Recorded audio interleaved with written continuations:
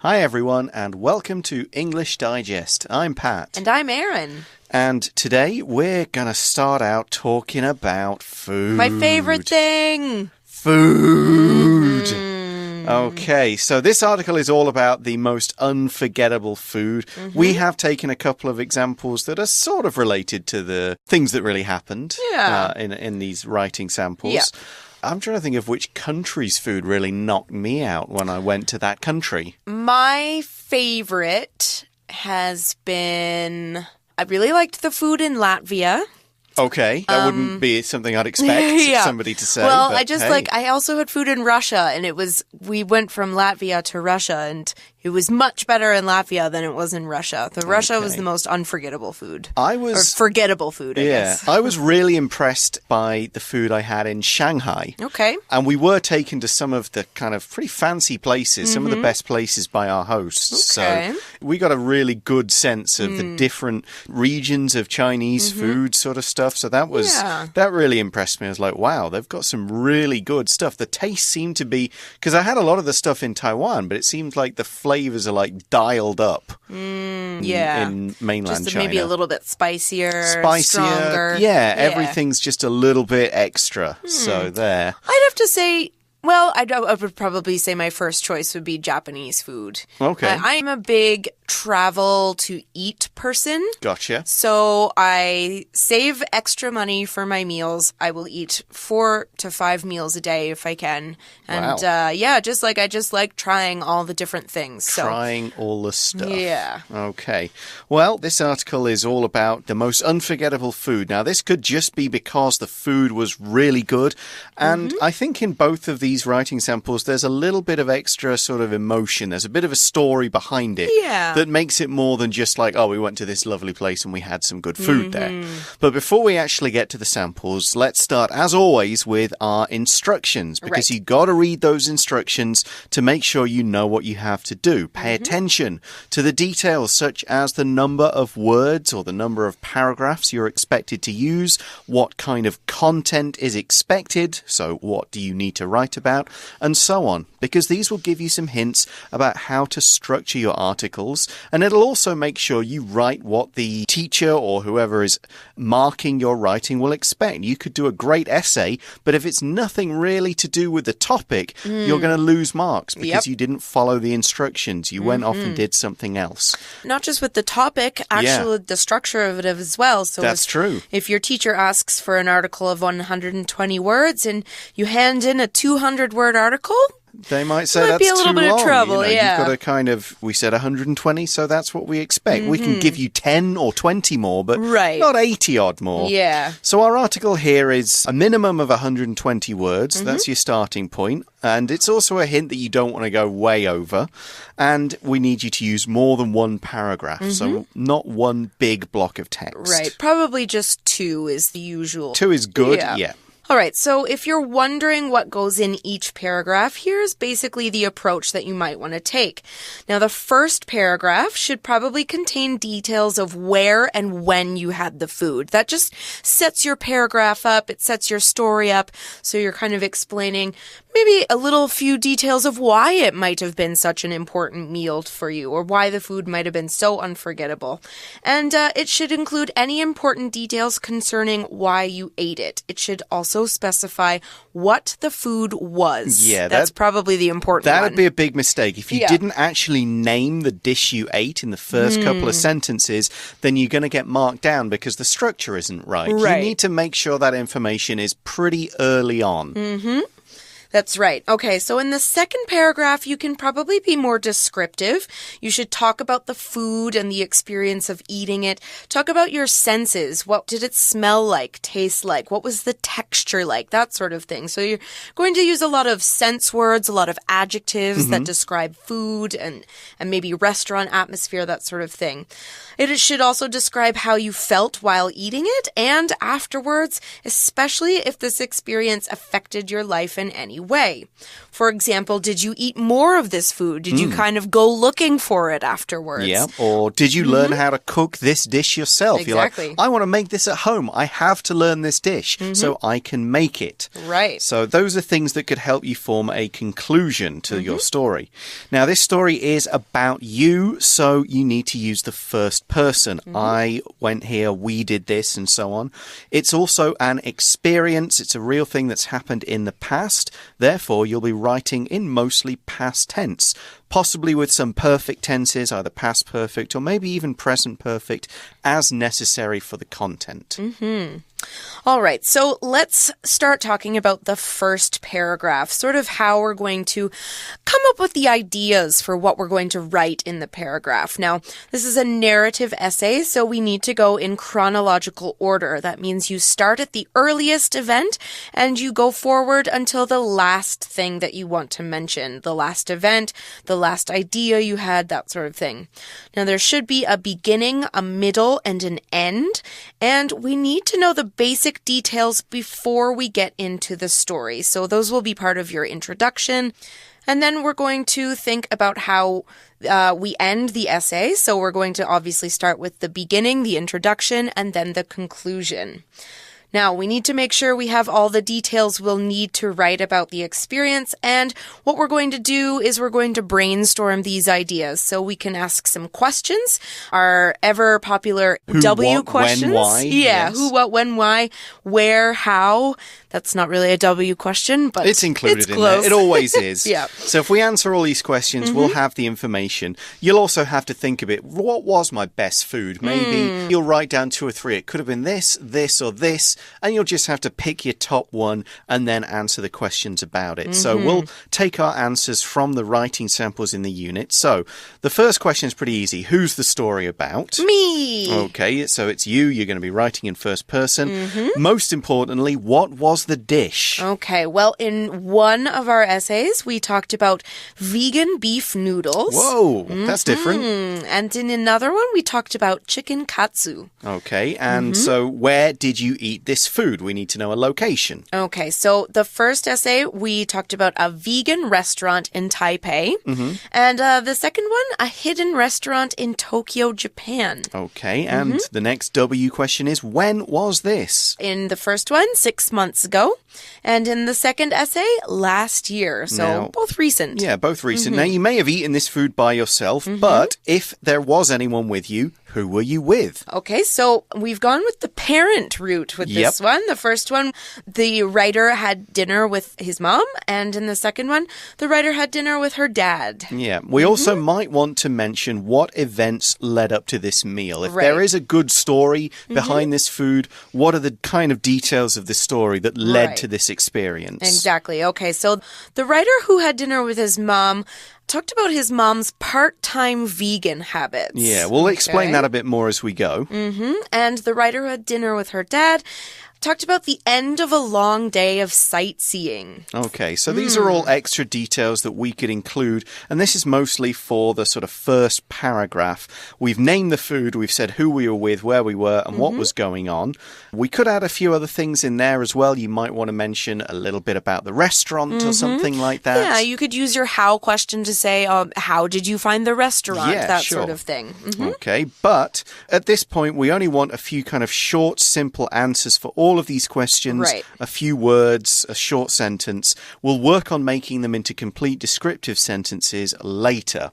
What we need to look at now is kind of the really fun bit, which is describing the food itself. This is where we start to brainstorm the different adjectives or other words for the good food that we ate. And we really want to make this description very sort of, we want to really make people feel what we felt, taste what we tasted. So this is where you can kind of dig out your dictionary or your thesaurus and get really creative with the words you use, because there's a lot of vocabulary words for how food looks, tastes, and feels and so on. So you can usually find the absolute perfect word to describe it. Yeah, and you know what? You'll probably learn a few new words out there, too. Absolutely. Because, we don't use adjectives all the time, especially these ones, And so you might kind of come across some interesting ones, some ones you didn't know before. So what are some of these adjectives? Well, we've kind of picked through the article to find some ones that we've used. We've got words like tender. I need to think of a nice steak when I think of that, yeah. Or perfect, which could, in this case, just describes the food. Yeah. Then we've got more texture words, soft and chewy. Right. We've got crisp. Noodles. Yeah. Ooh, like a nice fried chicken. Yeah. Perfectly seasoned. Okay. It's a good chef's word. You want to have all the right spices on there. Spicy could be one. Crunchy, that's kind of like crisp. Yep. A little juicy. Oh, yeah, that's a good one. Sizzling. Oh, I like that one. Yeah, that kind of goes in the mouth and in the ears. There's a sort of kind of feel to it going on. Savory, okay, which is another word with the sort of taste words like spicy, salty, bitter, right. All of that sweet, all of those sort of things. Amazing is just, one of those nice, good is good, but amazing is great kind of thing. Yeah, and don't forget you can use descriptive words for the restaurant as well. Yeah. Tiny or cozy. Busy, cozy, that sort of thing. Yeah, romantic if it was a romantic dinner you had that you want to write about. Right. Yeah, it could be, it could be just pleasant. Yeah, exactly. Spacious, airy. Did you have a good view that you add to the food? Were there like plants in the restaurant? Was it a nice atmosphere? Sort of thing. Yeah. So we've brainstormed all these words that could describe your food, and then we sort of make those into a few shorter sentences. So in the first sample, we talk about the gluten, which we'll explain later. Right. The gluten was just as tender as real beef. So there's a tender. There's our word. Okay. You could say the soup tasted great. We're using great there to describe the soup. The noodles were perfect. We also described them as not too soft, not too chewy. That's kind of describing how they were cooked and that they were cooked perfectly. Yeah, there's a fancy phrase people will say al dente, which I think is Italian. Yeah, it's Italian for not too soft, not too chewy. You'll see that in restaurants and on cooking shows. I think in Taiwan, people often describe their noodles as a bit QQ'd, which I think kind of means just chewy enough, the right amount of chewy. Interesting, okay. We could also say the other vegetables were fresh and crisp and went really well with my noodles. So we're describing vegetables there. Yeah, fresh and crisp, nice and crunchy even. Yeah, when exactly. you bite Not into just them. kind of soft or a bit kind of wet. Yeah. They were good. You had almost like as you bit them, there was a little bit of moisture there. Right. Okay, well, in the second one, we talked about a chicken katsu meal. So we said the chicken was perfectly seasoned. That means before they started cooking it, they put it in spices and flour and sort of mixed it all up, and then they fried it. That's how they cooked it until the outer crust was crunchy. Okay, so when you bite into it, it kind of makes a noise, I guess, like a nice and the meat inside was juicy. Very important. Very important. I've heard as a non-meat eater. So you want it to be nice and crunchy and hard on the outside, nice and soft and juicy in the middle.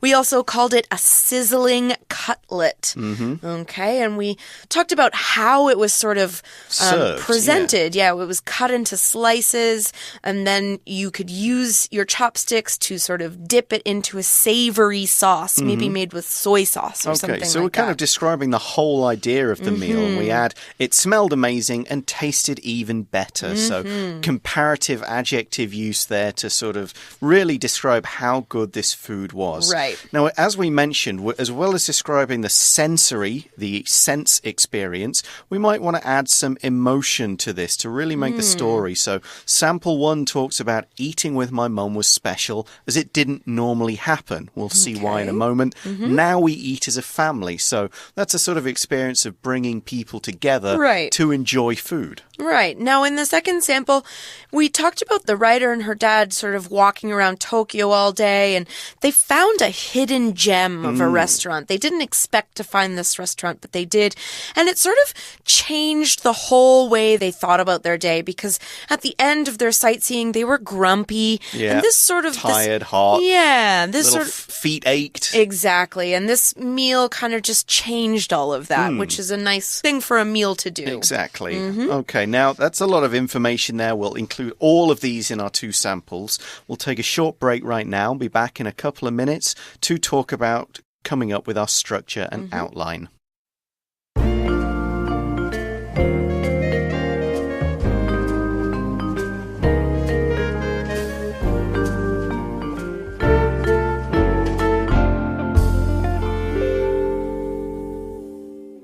Okay, so we've got lots and lots of details there. We've got who we are, where we are, what we're doing, what food was it, then we describe the food, we add some emotion, loads of information there. Right. And if you wrote a sentence for each one of those kind of things you brainstormed, you'd have way more than 120 words.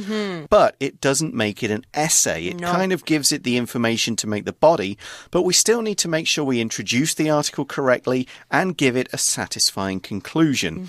There are some information about how we can do this in our magazine, and we've got the 2 writing samples as well.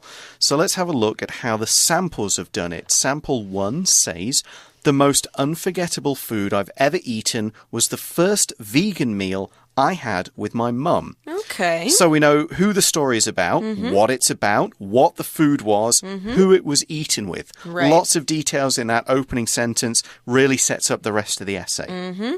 Now, we kind of did the same. We started with the same words, the same wording in the sample, the second sample. So we started with the most unforgettable food I've ever tried was actually quite a simple meal of chicken katsu or fried chicken in Tokyo.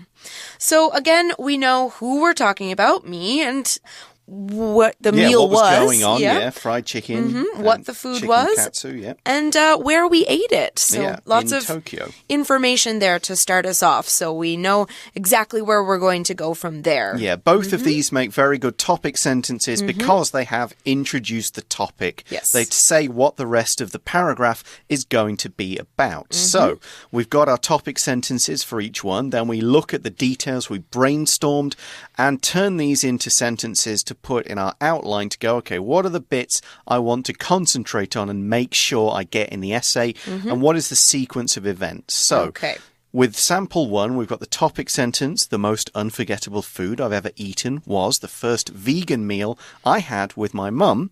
And then we've got the story that sort of goes with that and what it leads to. So, several days each month, my mum has vegan meals and eats separately. Okay, well, about 6 months ago, here you're going to add some more information about you. So you were talking about your mom, now you want to bring yourself into it. So we said here in the outline, 6 months ago, we had dinner at a vegan restaurant in Taipei. So we've got location, we've got the date, and we've got setting up where you were and why you went here specifically for this food. And then we continued by adding, I was surprised to find vegan versions of many dishes there, including beef noodles. I have had vegan beef noodles. I've seen them, Yeah, because I don't eat meat, I've never had real beef noodles. I've tried the soup that goes with it, but I have tried the vegan version in Taipei. Okay. You do get chunks of like fake meat, but otherwise they try and make the sauce the same, the noodles the same, the vegetables the same, and everything else. Excellent. So this does come from a personal experience I have had. So there we are. We've got all the information to get up to when you start eating the food. And this is where we switch paragraphs because we've gone from describing the situation to describing the food. The topic sentence gets straight into the description. The noodles were served with chunks of gluten, which were as tender as beef. Okay, so we know exactly what the beef noodle soup was like. You have a descriptive word for the ingredients inside it. And then we move on. We talk about the rest of the meal. We could say the soup tasted great and the noodles were perfect. So we mentioned the beef, the fake gluten beef, and then we kind of move on. We talk about the soup, then we talk about the noodles. And the vegetables. The next sentence, there were other vegetables in it as well. We'll describe them and give them all their adjectives in the article, but we just want to make sure in your outline, yes, mention the noodles, mention the beef, mention the soup, mention the vegetables. And the last thing you want is to kind of tie it into paragraph 1 and add sort of another the little line about your mom, what we wrote here was what was best was eating with my mom. Yeah, and that leads to the conclusion, now my whole family eats at this restaurant when my mum goes vegan. Okay, so there we go. We've got the sort of whole picture there, and we've brought it back to where we started with the first vegan meal having with my mum because she has to eat separately on the days when she goes vegan. Right. Okay, so this is their outline. We then, when we're writing, we add more details. We add those descriptive adjectives. We add transitions between sentences, and this turns it into a full essay. We've kind of got our nice logical time structure with things and happening in the right order. Stick to that. Don't leave out any of the important details you've put in your outline. But you can maybe leave out other things, but not the important ones. Right. Now, at the same time, it's easy to include too much information.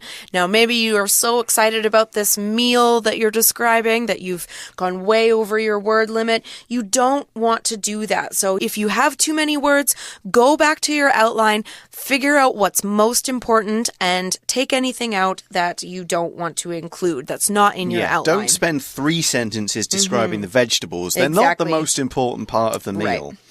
All right, well, let's see how this is all worked out by reading through the first sample. Writing sample 1. The most unforgettable food I've ever eaten was the first vegan meal I had with my mum. For several days each month, my mum doesn't eat meat, seafood, or even things like onions and garlic. Usually, she eats separately from the family on those days, but 6 months ago, I met her after school at a vegan restaurant in Taipei.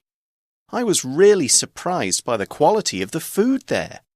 I thought it would just be rice and vegetables, but there were vegan versions of many dishes, including beef noodles. Instead of beef, the noodles were served with chunks of gluten. They were just as tender as real beef. The soup tasted great and the noodles were perfect. Not too soft, not too chewy. There were other vegetables in it as well. They were fresh and crisp and went really well with my noodles. However, the best part of all was eating with my mom on a day she normally wouldn't eat with me. Now, my whole family goes to this restaurant when she doesn't eat meat. Okay, so you can kind of see how we've added a lot to this. Now, our outline sentences, especially in the second part of the outline, the second paragraph, were quite short. They literally were just introducing what the food was and a couple of descriptive words. But here we've... That's fine, because you're only doing an outline. Just to figure out what you want to write about. Get the structure down first and then start colouring in the corners and making it pretty. Right, so we talked about the gluten was tender, the soup was great, the noodles were perfect, the vegetables were fresh and crisp and went well with the noodles, all those things. We really added to that story. It was good. Now, there is some truth to this. It's not my mother, it's my mother-in-law. Okay. She goes vegan like this around the full moon and the new moon, so maybe 3 or 4 days every month. Okay, interesting. And so we have to kind of do our best. If she's in that kind of time, we go somewhere where she can eat the food as well. It's not always easy, but this kind of vegan restaurant would certainly allow it to happen. All right, well, let's talk about some of the words that we saw here in the sample. Of course, we've been talking about vegan. It can be used as a noun and an adjective. The vegan as a noun is a person who doesn't eat meat, dairy, or other animal products and often avoids using them too, buying leather products sort of thing. Vegan can also describe food that doesn't include these meat or animal products or a place that doesn't serve them. Yeah, vegan restaurants and so on. So instead of the real beef in the beef noodles, they had chunks of gluten. A chunk is a thick, solid piece of something. Usually not like a cut square or a cube, it's more like a lump. And gluten is a mixture of proteins that are normally present in cereal grains, particularly wheat, usually mixed maybe with soybean proteins as well, and that kind of makes a fake meat. Okay. We talked about tender. A food that's tender is soft and easy to chew. You might think of a steak or a nice piece of meat or even vegetables if you cook them in a certain way can be tender. Yeah, exactly. The kind of, it almost melts in your mouth, almost kind of thing. We also described vegetables as crisp. Now, when you're talking about a vegetable, crisp just means firm and juicy. Sort of you bite into it, it makes a crunch sound. Yeah, because it's still it's not too cooked, so it's still got that sort of a little bit of rawness to it. So as you bite into it, you get that crunch, you get a little bit of water or moisture coming out of it, that sort of thing. Right. Okay, so that's the first one, based on a real story, and I believe our next sample is also based on a real story. It is. Let's hear about it. Writing Sample 2. The most unforgettable food I've ever tried was actually quite a simple meal of chicken katsu, or fried chicken, in Tokyo. My father took me to Japan last year. On our second day, we walked all around Shibuya. Though we were starving by dinner time, we couldn't decide what to eat. Finally, we stumbled across a sign for a chicken katsu restaurant. It was down a hallway in a residential building, so it was hard to find. The restaurant was also packed, despite its hidden location, so we were lucky to get a seat. As it turns out, we'd made an excellent choice. The chicken katsu was perfectly seasoned and fried until the outer crust was crunchy and the meat inside was juicy. The sizzling, oddly shaped cutlet was cut into slices to make dipping it into a savory sauce easier. It smelled amazing, and honestly, it tasted even better. After such a long day, my father and I had been grumpy with each other. However, finding this hidden gem and biting into its crispy chicken katsu transformed our mood completely. Well, this sounds, again, a really good story, really tasty food. Let's look at a few of those food words. I'm going to look at seasoned. We said the katsu was perfectly seasoned. To season food means to add salt, pepper, herbs and spices and sauces to food to kind of bring out and complement its natural flavor. You don't disguise the flavor of the food, you improve on it. Exactly. And we also talked about a sizzling cutlet. Sizzling is an adjective that we kind of describe foods that make a hissing sound, either because of the heat that's causing water or other liquids to quickly boil off, or because the contact with a hot surface is causing this. It can also just mean that it's really hot. Yeah, if we say it's sizzling outside, then we'd mean it's very hot. But there's often that sound as you get it served. Right. Now, a cutlet is a portion of meat, and a cutlet is usually served grilled or fried, and it's often covered in breadcrumbs. Right. So it's kind of maybe pounded out so it's flat, and then you kind of cover it with something and you can sort of fry it up. Yeah, exactly. We talked about a savory sauce, and savory means kind of a bit salty or a bit spicy rather than a sweet sauce. Exactly. Now, a couple more. Grumpy just means you're in a bad mood. Something makes you angry a little more easily than usual. Maybe you're just tired and you don't want to be around people anymore. Whereas a hidden gem, this restaurant is a hidden gem. This is a special thing, often a place, and it's one that's hard to find. It's not like right out there on the main road where everyone, you kind of need to know about it and you need to know where to look. Exactly. Okay, well, that is all of the writing sample for this month. We've looked at lots of different ways to talk about food and to describe food in an article. I think you guys should go out and eat nice food and have a try of it yourself. That's all for us. For English Digest, I'm Pat. And I'm Erin. Bye-bye. Bye-bye.